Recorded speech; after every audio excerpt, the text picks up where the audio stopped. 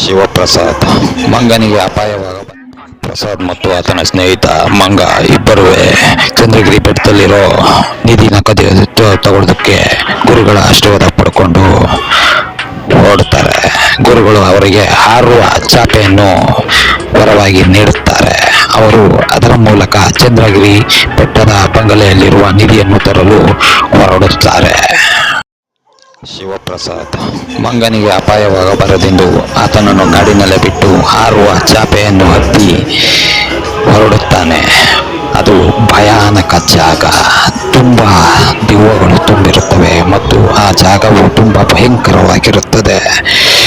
ಆತ ಹೋಗುತ್ತಾ ನಂತರ ಚಂದ್ರಗಿರಿಯ ಬೆಟ್ಟದ ಬಂಗಲೆಗೆ ಬಂದು ನಿಲ್ಲುತ್ತಾನೆ.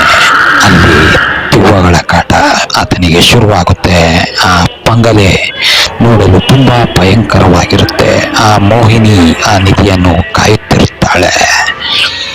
ಆತ ಒಳಗೆ ಹೊರಡುತ್ತಾ ನೋಡಿದರೆ ಪಿಶಾಚಿಗಳು ಆತನಿಗೆ ಹಿಂಸಿಸಲು ಪ್ರಾರಂಭಿಸುತ್ತವೆ. ಆತ ಅದನ್ನೆಲ್ಲ ಪಡೆದಾಡಿಕೊಂಡು ಹೊರಡುತ್ತಾನೆ ಆ ನಿಧಿ ಇರುವ ಸ್ಥಳಕ್ಕೆ. ಇನ್ನೇನು ನಿಧಿ ತೆಗೆದುಕೊಳ್ಳಬೇಕು ಎನ್ನುವರಷ್ಟರಲ್ಲಿ ಆ ಮೋಹಿನಿಗೆ ತಿಳಿಯುತ್ತೆ ಇವನು ನಿಧಿ ಕಳ್ಳ ಎಂದು. ನಂತರ ಆ ಮೋಹಿನಿಯು ಪಿಶಾಚಿಗಳೊಂದಿಗೆ ಸೇರಿಕೊಂಡು ಶಿವಪ್ರಸಾದ್ಗೆ ಕಾಟ ಕೊಡಲು ಪ್ರಾರಂಭಿಸುತ್ತಾಳೆ. ನಂತರ ಶಿವಪ್ರಸಾದ್ ಗುರುಗಳು ಹೇಳಿಕೊಟ್ಟ ಮಂತ್ರವನ್ನು ಪಠಿಸುತ್ತಾ ಮೋಹಿನಿಯ ಮೇಲೆ ಪ್ರಯೋಗಿಸುತ್ತಾನೆ.